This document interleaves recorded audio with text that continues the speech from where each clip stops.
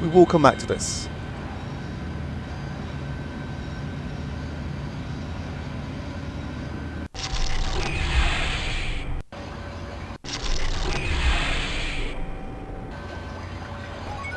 There's this room and I think 2 more that we need to explore. A huge vat full of pheromone and food-producing bacteria. An orb and disc configured device hangs from the ceiling. A group of tubes and cube-like devices that seem to be processing something. Captain Kirk feels angry at his crew for letting him down, and he's not sure why. I think we may have discovered the reason for the crew's increasingly worsening mood. Spock is quite pleased. His emotional control hides the fact that he is considerably superior to the other 2 in every way. McCoy is getting tired of Spock's know-it-all attitudes, even as Spock does know everything. Most impressive pieces of technology. This room gives me the willies, Jim. Bones, Spock, no arguing. I want to find out what's going on and find out now.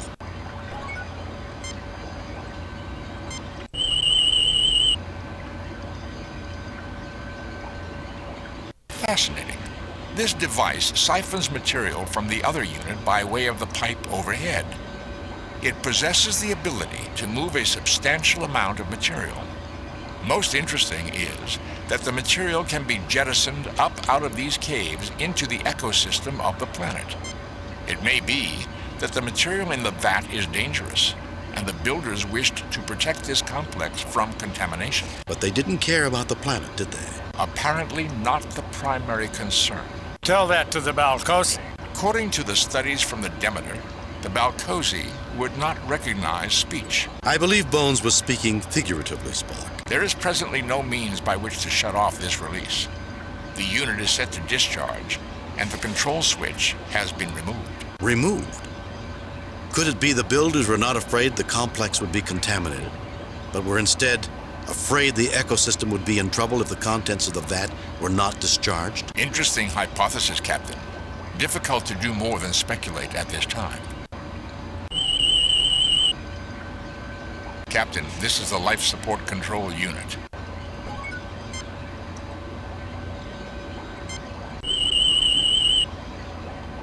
A high-protein bacteria mixed with some sort of pheromone-style compound.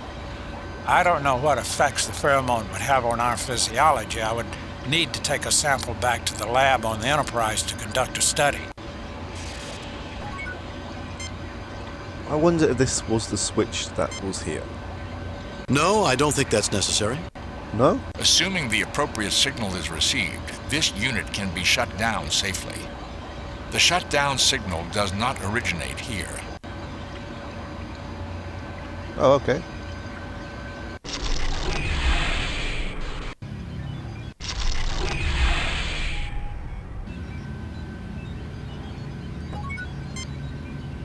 In the back of the room sits medical diagnostic equipment. It appears idle. Kirk thinks a nap on the couch might do him some good. Spock muses whether or not the medical facilities here will keep McCoy busy. McCoy feels bad about wondering if Mr. Spock's brain will come out easier the second time around. A medical examination station. It appears to be sized for Balcosian. You should feel almost at home, Doctor. Feeling better, Bones? Finally, something I can deal with.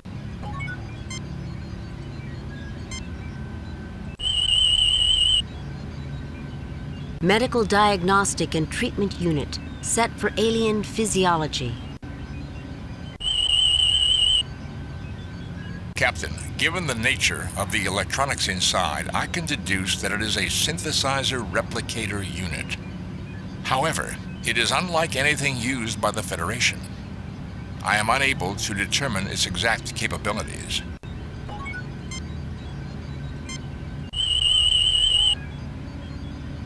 Jim, I'm picking up traces of cells from a Balcosian.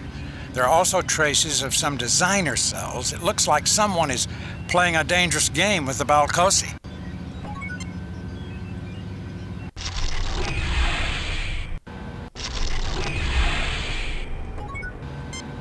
This device appears to be of the same manufacturer as the others in this complex.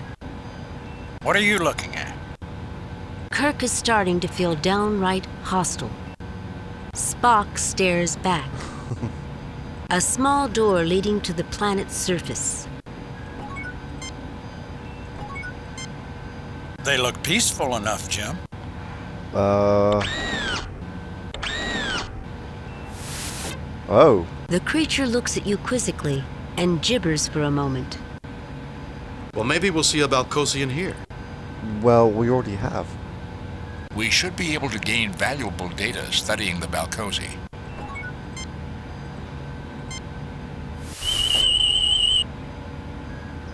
Internal structure hidden by force field effects.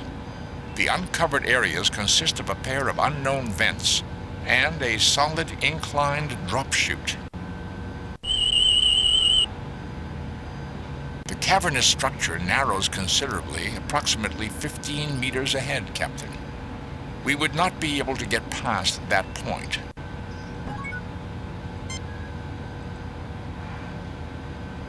That passageway narrows as it goes up. I don't think we'd make it without getting stuck.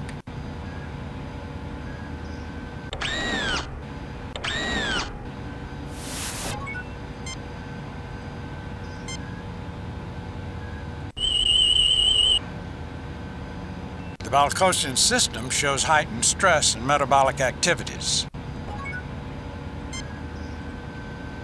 Captain, I will attempt to restrain the Balcosian when he stops to eat. Go on. The nerve bundle seemed quite thick. My assumption is that the Balcosian is unharmed, but will remain unconscious for a considerable time. You heartless monster, leave him alone.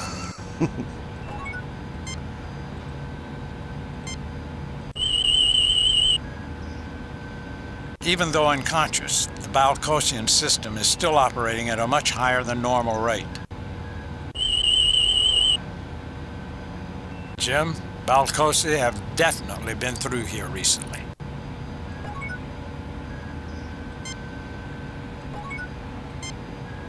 Jim, I'd like to take him to the medical examination room next door. I want to know what that gas is doing to him. Not a bad idea, Bones.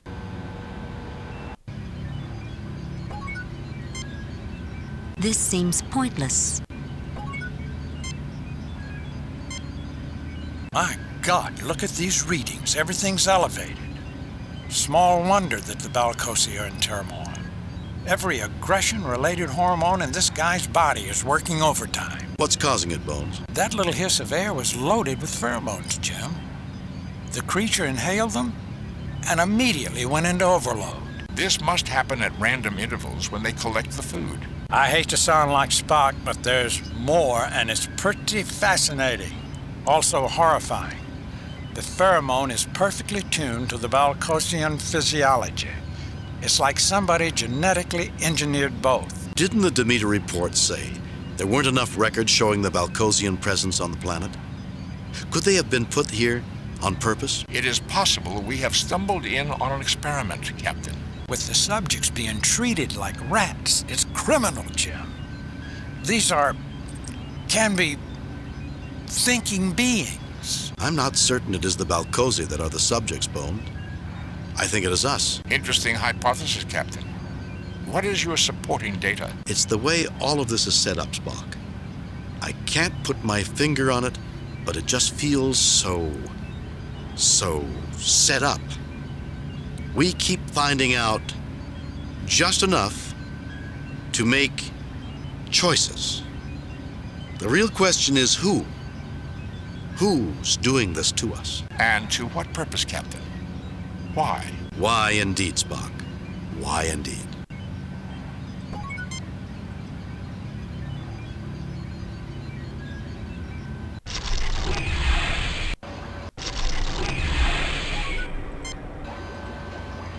Oh, the switch did work. Okay. I believe we're now done in all these rooms. There's only a couple more rooms to finish up in.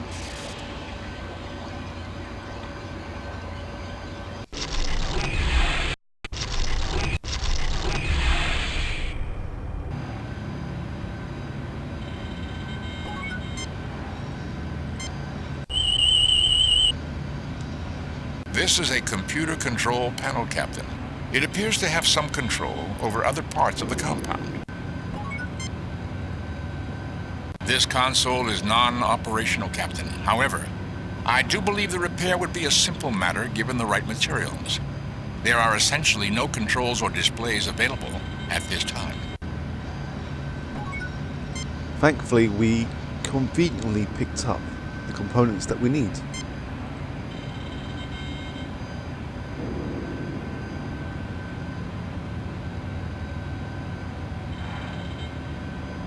The computer is now functional. Fascinating. There's only a limited amount of control available on this console. I believe there are other functions it controls, but these functions cannot be accessed. I'm not sure I understand, Spock. Nor I, Captain. What purpose would be served by limiting access? What purpose indeed? Bones, any ideas? Why are you asking me? Is this some kind of pop quiz? Two other things, Captain. There is a reference in the limited readout which leads me to believe there are other complexes on the planet somehow connected with this one. Location and function are not specified or available. That's only one, Spock. True, Captain. I was just waiting to see if you had any comments. Not that I'd like to share at this moment, Mr. Spock, please. There is one other repair that is possible. One device can be controlled from this console if its command circuit is replaced. I will not be able to determine what device that is until the replacement circuit is installed.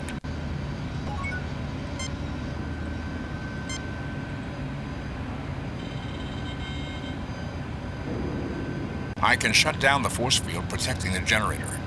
Do you wish me to do so? No, let's look around a bit more first. Yes, we'll finally be able to take a better look at it. No, let's look. Yes, we'll finally be able to take a better look at it. There's no reason not to switch it off. Captain, my attempt to turn off the force field has triggered some sort of computer activity. It is requesting that I allow some sort of display to occur on the screen. Shall I allow it? I don't know if that's a good idea. Let's wait. By all means, Spock. Curiosity may kill cats, but I'm hoping humans will fare a little better. Again, there's no point in actually delaying anything. That's comforting, Jim. Now, I believe this has something to do with the amount of sides. Circles count as 1. 11. 13. 4. Okay. Maybe I'm not exactly too sure on the logic. All I've actually read upon is that it's to do with the amount of sides. But this is the answer. If anyone can figure out the logic, please let me know. It appears we have chosen correctly, Captain. The controls indicate that the force field has been dropped. Unless it was to do with rows instead of columns. We're here now. I'm not going to worry about it.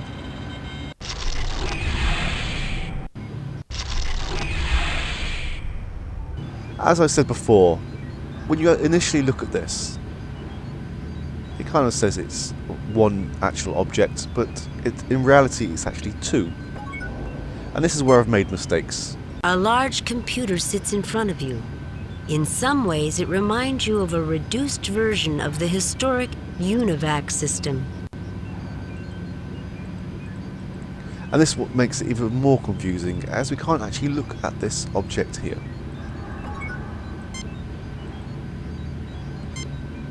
The reason why it's important to actually distinguish these two objects is because if you interact with one, it gives you a very bad ending. If you interact with the other, it gives you a very good ending. Captain, this appears to be a mass storage device. The tricorder cannot tell what information it holds. McCoy just seems to be looking off into the distance, examining this machine very closely. The energy generated from inside this unit is definitely causing the problems in communicating with the Enterprise. It will undoubtedly block any attempt at transporter lock-on also. Captain, there's a small display active. It appears that this device is a memory unit, an archive. Most amazing. The information is in volatile memory. If power were lost to this device, all information contained within would be lost. An odd way to create an archive. What is in the archive? The displays indicate it contains a vast amount of data on three-dimensional projection. Circuitry diagrams, equipment construction techniques. Essentially, everything needed to project lifelike images in great detail inside of a structure. Starfleet does not have this level of technology. This would be a major find for the Federation. Then I'd think that gathering that data would be a very good thing to do, Mr. Spock. Very well, Captain. Captain, the display indicates that the best view of the projection will be from the south side of the room. Well, gentlemen? Anyone got popcorn? Bones.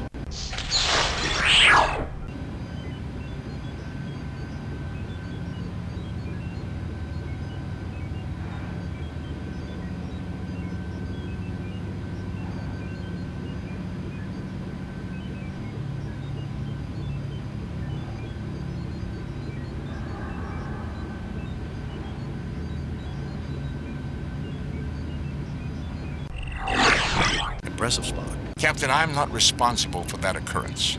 However, I did discover that accessing the memory will not only trigger the shutdown of this unit, it will also send a signal to another device, most likely one somewhere in this complex. Damaging the unit will also initiate shutdown and signal transmission. There's no way around it? None, Captain. What is this, some kind of idiotic test? Don't fool with that, Spock. You'll poison this planet and make these inhabitants permanently aggressive. Doctor, you do not know for certain that whoever placed the Balcosi here did not intend for that to happen. The aggressiveness may be what they need to develop further. And the information in the archive is a reward for sending the Balcosi into the next stage of their development. You just want to get your Vulcan fingers on that precious scientific information. More like 30 pieces of silver for condemning the Balcosi to the lives of violence. Jim, you can't let this unfeeling monster do this to the Balcosi. Do you wish me to continue attempting to access the archive, Captain? Yes, Spock. That information could be critical to the Federation. It could be, but it's not the right choice, ethically speaking. Let's hold off until we get a little more information. I will show what happens if you do choose this option in another video. But for now, we're going for a perfect run.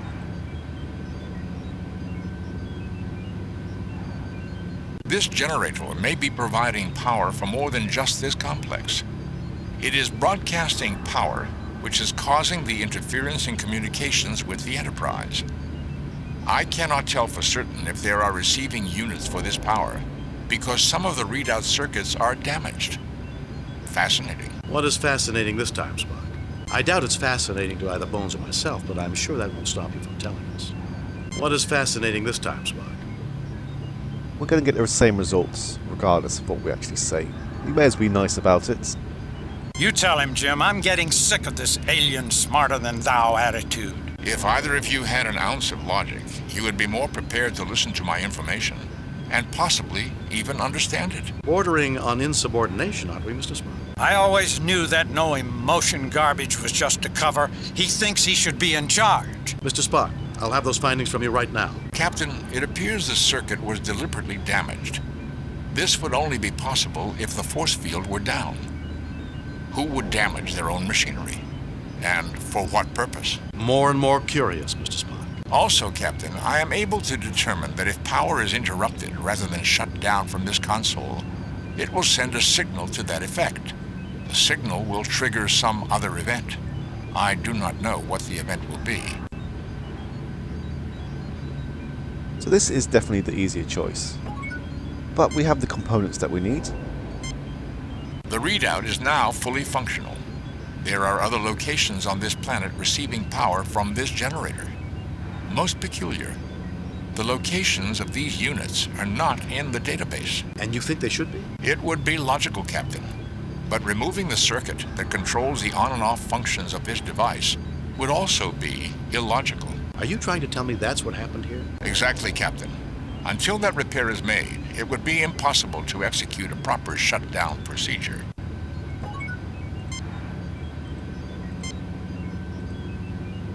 The repair is complete, Captain.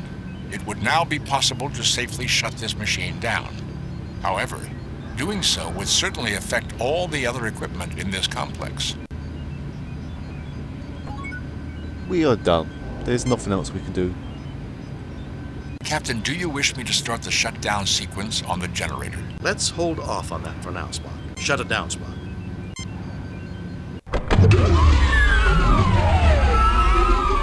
Well, that ends that threat. Balcosian can rest peacefully tonight and from now on. It is still a trying time in their development, Doctor. Think of it as an adventure, Spock. Scotty, 3 to beam up.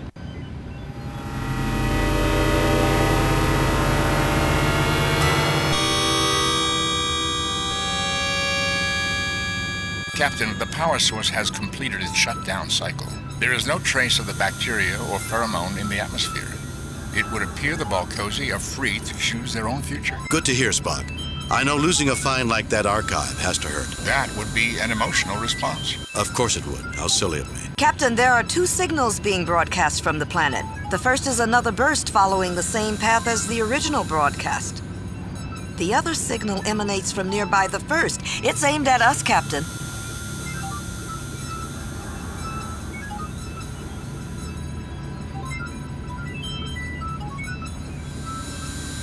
Message from Starfleet, Captain. On screen, Lieutenant. Interesting report, Jim. I think you were right to release the Balcosi from outside influence. Too bad you couldn't retrieve the archive. No one at Starfleet has any idea who was behind all this, or what the testing message was all about. Keep us informed as you find out more. I've got confidence in you, Jim. I've reviewed your report from your recent assignment, Captain, and have a few comments. I am very pleased with your performance. It was a perfect mission, Jim. Your reputation as Starfleet's best starship captain is secure. Kane out.